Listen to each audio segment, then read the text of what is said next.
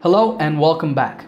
This is episode number 2 in our Advanced Spoken English series. These lessons are designed to help you improve your listening and take your speaking skills to the next level by teaching you advanced vocabulary and conversation phrases. Our topic for this lesson is luck and superstition. You will listen to a conversation on this topic for about 10 minutes. You will see lots of useful vocabulary underlined throughout the video. After the conversation ends, I will teach you the most useful and important vocabulary from the lesson. So let's begin. We're going to talk about luck now. Do you believe in luck? Well, that's a tricky question because it depends on how you define luck. I mean, we can't deny that improbable events do happen to people in the world. From time to time, we do hear people say things like, I got lucky, in response to something that happened. What sorts of occurrences make people say that? For example, when someone miraculously survives a car accident that should have been fatal, you might hear that person say, I could have died in that accident, I got lucky there. Or if a student takes an exam and they think they're sure to fail, you might see them moping around for a while, thinking about it. But then they get their result and find out that they passed. They might say that they got lucky. So, is luck about managing to avoid something negative? Well, that's one side of it. The other side of that coin is obviously when something positive happens, when someone makes a gain. Like if somebody wins the lottery, or let's say a person starts up a small business, and then that takes off all of a sudden and makes that person rich beyond their wildest dreams. Even if that entrepreneur, him or herself, believes that all that success was a result of their own hard work, other people looking on from the outside might say that luck must have been involved. Because how can somebody get so rich so quickly? It must have been luck. And the opposite of this is obviously when something negative happens in the place of a positive result that was expected. Then that person would consider themselves unlucky. How would you define luck? I think there are two ways to define it. One is to say that sometimes certain events happen in people's lives that don't conform to our expectations. These can be the getting rich overnight variety, or they can be the phew, I dodged a bullet there kind of experience. But in either case, we're saying that something happened for which we don't have an immediate explanation. And the thing that we can't explain, we call luck, and we just leave it at that. That's one way to define it. The other way to define it is when an event happens that seems improbable, to say that something supernatural must have had a hand in bringing that about. And people who believe this typically also tend to believe that they can influence the normal course of events by doing certain things that bring them luck. What sorts of things do they do? A simple example is lucky charms that people carry around. Coins, stones, or other little trinkets that they believe either attract good luck to them or ward off bad luck. Another example is, I'm sure you've seen those laughing Buddha statues that people keep in their homes. I get that some people might keep them for decorative reasons, but there's also the belief that if you put them in strategic locations around your home, they will attract wealth into your home. These are some examples. Do you have any lucky charms?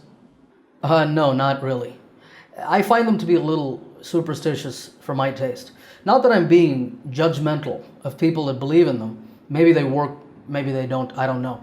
It's just that I personally have a different theory as to how luck works. There's a saying that luck is what happens when preparation meets opportunity. I always thought that saying had a nice ring to it because the idea that it expresses is that when opportunities come your way, and maybe that's something you can't control because fortune comes knocking on your door when it does. But when opportunities do come to you, you need to have put in the work ahead of time to be in a position where you can make the most of those opportunities. Otherwise, they will simply pass you by. I find this to be a much more productive attitude in taking on life's challenges than counting on something we can't control, like luck. Is it always true that preparation makes us more lucky? I'm not saying that, you know what, I think the comparative form of lucky is luckier and not more lucky. But in any case, I'm not saying that preparation makes us luckier, just that it's no use having all the opportunities in the world if you're not willing to do your part, because it's on you to do what it takes to take advantage of your opportunities. And besides, if you buy a lottery ticket or you play a game of pure chance, like you play a slot machine, I'm not sure that there's any amount of preparation that can do you any good. And since we're talking about preparation, it's quite common for a lot of successful people, like businessmen or sports people, who we know must have gotten to where they are by virtue of their own hard work and dedication. It's quite common to hear them attribute their success, in good part, to luck by saying that they happened to be in the right place at the right time to have the opportunities that they did. You mentioned sports people. Do you think luck is important in sport? No, I don't believe so. In fact, sports are an area where we see most clearly the importance of preparation as opposed to luck. In pretty much any sport, whether it's an individual or team sport, the outcome of the contest is almost always determined by which side is the better prepared. The better prepared player or team is the one that comes out victorious. I don't think luck has very much to do with it. I mean, sure, it's true that some people just happen to be born gifted athletes, so maybe there's some element of chance involved there, but I don't think luck has any role to play in the competitive aspect of sport. Although I have heard that plenty of successful athletes are apparently highly superstitious. Why? What do they do? I've heard that many of them have like a particular piece of clothing, like a lucky pair of shorts or socks, that they wear to every single game or match that they play. Some athletes apparently perform certain rituals or have to eat a certain piece of food or listen to a particular song before they step out onto the playing field every single time. And they don't believe that they can go out and perform to the best of their ability unless they do that thing. Why do you think they believe that? Well, most likely because they must have done something once as a matter of course prior to a game and then subsequently had a good performance. So they come to associate their success with the thing that they did. Like if I'm an athlete and I don't particularly listen to music as part of my preparation for a game, but one time I just happened to listen to a certain song in the locker room, and then for whatever reason I go out and hit it out of the park, I'm going to think that listening to the song had to have something to do with my performance, because that's the thing that stands out. That's the only thing I did differently from what I usually do. So from now on, I'm going to make sure to always listen to that lucky song before every game. And so over time, that evolves into a ritual that the athlete just can't do without. So these are just superstitions. Well, they are superstitions, but I wouldn't say that they're just superstitions, because I do think they can certainly serve a useful function. If an athlete gets into the habit of doing a particular ritual before every match or game, then that can help them to get in the right frame of mind. It can help calm their nerves by reminding them that they're on familiar territory. There's nothing to fear. They've done this before. Even if it doesn't do anything to contribute directly to what happens on the field, it can give them a boost of confidence. And so it's not useless. Okay. What can you say in conclusion? In conclusion, I would like to reiterate that the goddess of luck can be capricious, and that we are better served relying on what we can control instead, and that is our own effort and application. And that is what allows us to capitalize on the opportunities that life brings us. Thank you very much. Thank you. Okay, that is the end of the conversation. Let's now go on and learn some useful vocabulary from the conversation. Okay, here we are. After you finish watching the lesson, you can go and download this document from the link in the description. Along with the vocabulary that you see here, the document will also contain the complete transcript of the conversation that you heard. Okay, number 1 is from time to time. This expression means occasionally. Here's the sentence from the conversation. From time to time, we do hear people say things like, I got lucky. That is, occasionally, we hear people say these kinds of things. Number 2 is improbable. This word means not likely to happen. That is, the likelihood or the probability of an event happening are very low, so we don't expect it to happen. We can't deny that improbable events do happen to people in the world. That is, we can't deny that some events happen in people's lives that are unexpected. Okay, number 3 is miraculous. Miraculous means very surprising, like a miracle. A miracle is basically an act of God. The sentence is, when someone miraculously survives a car accident that should have been fatal. Fatal means that that person could have died in the accident, so their escape to us seems miraculous. That is, as if God had intervened to save that person from dying in the accident. Number 4 is mope around. This is an idiom, and it means to waste time doing nothing due to being depressed or unhappy. In the conversation, we saw this sentence in the context of a student who thought that he or she was going to fail an exam. You might see them moping around for a while, thinking about it. That is, because they fear that they're going to fail the exam, that student is seen moping around. That is, they appear depressed, lacking energy, not being interested in anything. Okay, let's move on to number 5. Number 5 is take off. Now, in this use, take off is not related to airplanes. It means to suddenly become very successful. Someone starts up a small business and then that takes off. That is, that business becomes very successful and makes that person rich beyond their wildest dreams. Beyond their wildest dreams is number 6, and it means to succeed in an unexpected way. That is, we're saying that that small business in an unexpected way becomes successful. That is, it takes off and makes that person rich in a way that even that person may not have imagined or dreamt.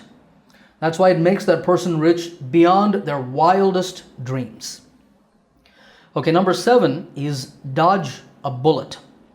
Dodge a bullet means to narrowly escape a dangerous situation. Think of this idiom like what you might see in an action movie where a bad guy shoots a gun at a hero, but then the hero moves away, just in time to avoid getting hit with that bullet.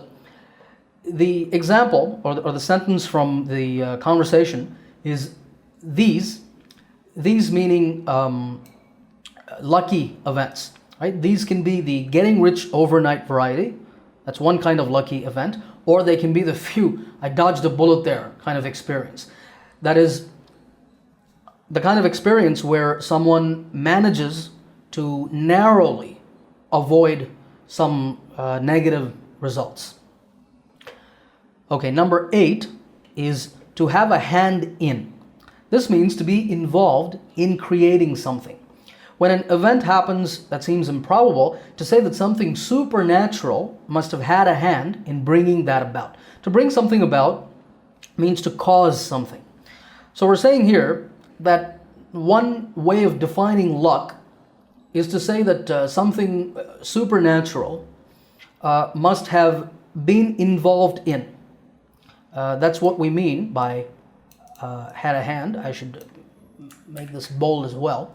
So to say that something supernatural must have had a hand in bringing that about, must have been involved in causing that to happen. Okay, number 9 is judgmental, and you see that there are 2 spellings here of judgmental. One with an E between the G and the M, and one without that E. This is the American spelling, and this is the one with the E is the British spelling. The word judgmental means criticizing people unnecessarily or too quickly. Not that I'm being judgmental of people that believe in lucky charms. I'm saying I'm only expressing my own preference. I'm not being critical. I'm not criticizing people who believe in them. Okay, number 10 is make the most of. To make the most of something means to use something as much as possible. When opportunities do come to you, you need to have put in the work ahead of time, and ahead of time means in advance. So you need to have put in the work in advance to be in a position where you can make the most of those opportunities, where you can use the opportunities that come to you as much as possible. Okay, number 11 is count on. To count on means to depend on or to rely on. I find this to be a much more productive attitude in taking on life's challenges than counting on something we can't control like luck. That is, I don't want to rely on something like luck, which I can't control. Instead, I want to rely on my own effort and my own hard work. Number 12 is by virtue of. By virtue of means as a result of. Businessmen or sports people who we know must have gotten to where they are. That is, we know that most of these people are in the place that they are as successful as they are by virtue of their own hard work and dedication. That is, as a result of their own hard work and dedication rather than luck. Okay, number 13 is pretty much. Pretty much means almost entirely. In pretty much any sport, whether it's an individual or team sport, and I went on to say that it's the better prepared side that usually comes out victorious. So what I'm saying is in almost any sport, it's the better prepared side that wins. Okay, number 14 is as a matter of course. As a matter of course means as part of a routine or normal procedure. The question in the conversation was why sports people tend to be superstitious. And the answer is most likely because they must have done something once as a matter of course, just as part of their routine without really thinking about it prior to a game, and then subsequently had a good performance. All right, on to our last 3 items. Number 16 is frame of mind. This means mood or mindset. If an athlete gets into the habit of doing a particular ritual before every match or game, then that can help them to get in the right frame of mind. That is, that can help them to get in the right mood or mindset to go out there and perform to the best of their ability. Number 17 is capricious. Capricious. Capricious means changing one's mind often and unexpectedly. A person who is capricious is unpredictable. The goddess of luck can be capricious. That is, the goddess of luck is unpredictable. We cannot say when she will knock on our door, when she will grace us with her blessing. So my idea there was we shouldn't rely on luck. Instead, we should focus on our own hard work. The expression capitalize on means to use a situation for your benefit. And that here means effort and hard work and preparedness. That is what allows us to capitalize on the opportunities that life brings us. It's by way of being prepared that we are able to use our opportunities to improve our lot in life. Okay, that brings us to the end of this lesson. I suggest that you now go back and re-listen to that conversation, because now you will notice all of this vocabulary that you've now learned. When it comes up in the conversation, your ears will perk up and notice them. And you'll also see that there are more words and phrases that are underlined that I have not covered here beyond these 18 items. And so I invite you to go and if there's any words or phrases that you come across in the conversation that you don't understand, go and Google them, go and look them up in a dictionary. That will really help you to maximize the amount of learning that you get from this lesson. All right, if you like this video, give it a thumbs up by hitting the like button. Also remember to subscribe to this channel if you haven't done so already. As always, happy learning, and I will see you in the next advanced spoken English lesson soon.